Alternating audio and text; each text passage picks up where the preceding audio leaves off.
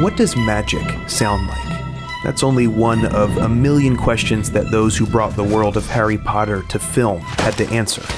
I don't envy them. When you bring a beloved story to life, you're, in a sense, collapsing the millions of movies that already exist in the imaginations of readers into one. It may not be your intention to create a definitive version, but if you do your job right, that's what's going to happen for a lot of people. So every little technical question matters. Like this one. Expelliarmus!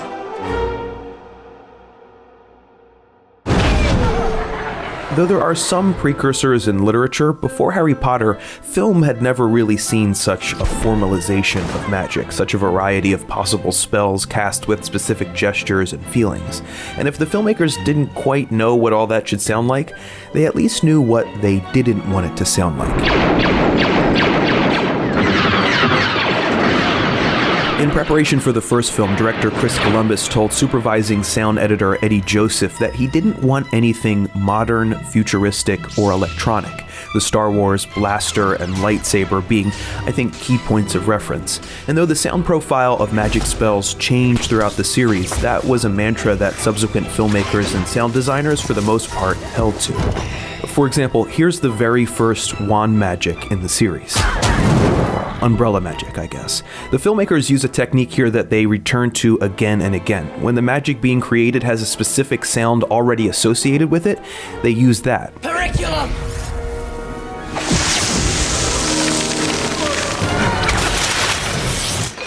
Trificus totalis.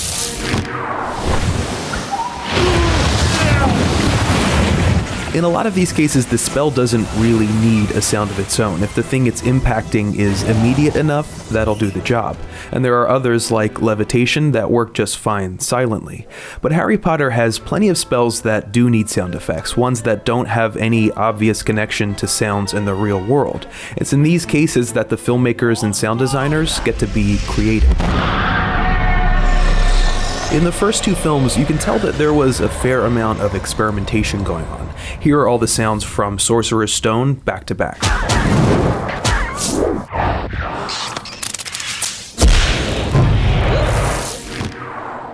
Now, what did you hear in there? I heard some whooshes, some explosives, some firecrackers, some electricity, and even a couple animal noises. Now take a listen to Chamber of Secrets.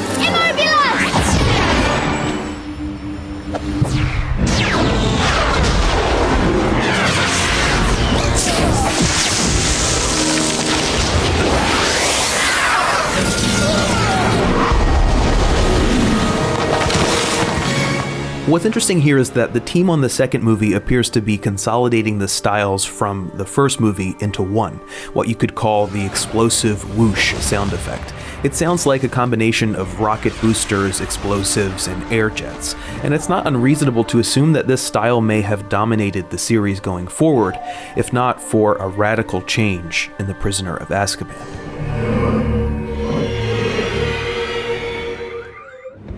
Ridiculous!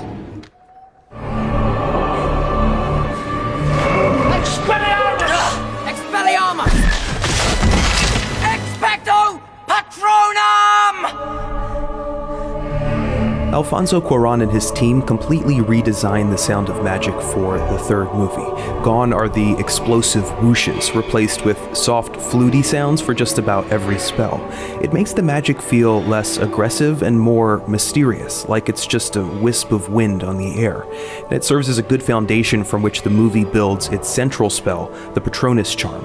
The Patronus is a projection of your happiness, a positive force built from your fondest memories that repels Dementors which feed on despair. In Azkaban, the Patronus is built out of voices, a chorus of angels that fits with that heavenly projection of your soul without fear.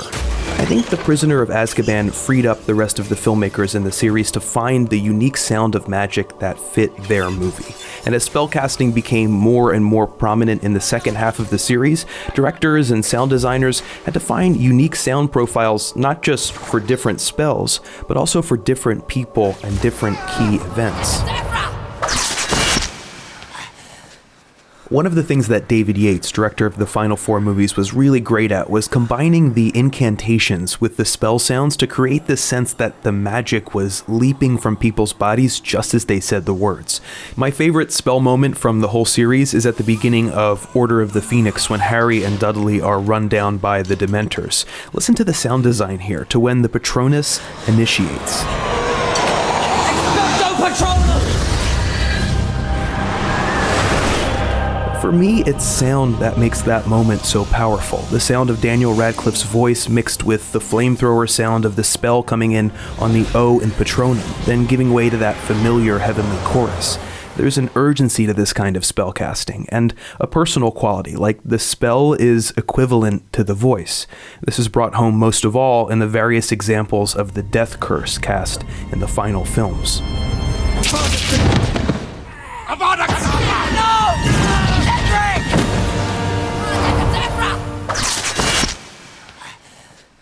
Avada Kedavra. Avada Kedavra! Avada Kedavra!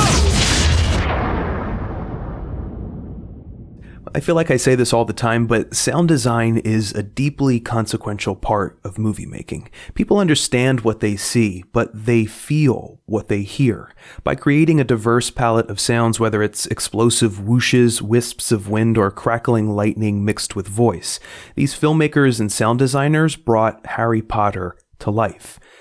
Now that's what I call magic. Okay, that was a corny line. I can't end on that. Let's do Voldemort instead.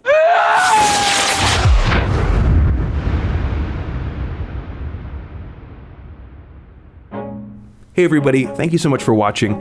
One of the questions that you guys ask me all the time is what software I use to make these videos. I use Final Cut Pro 10 to edit the Nerdwriter, and there was actually a little bit of an uproar when 10 came out because Apple completely redesigned the program from the previous version. An editing tool that I'd become an expert on for over 10 years was just gone. Eventually I learned how to use Final Cut Pro 10 by watching a bunch of YouTube videos, but what I really wish I had was something like today's sponsor, Skillshare.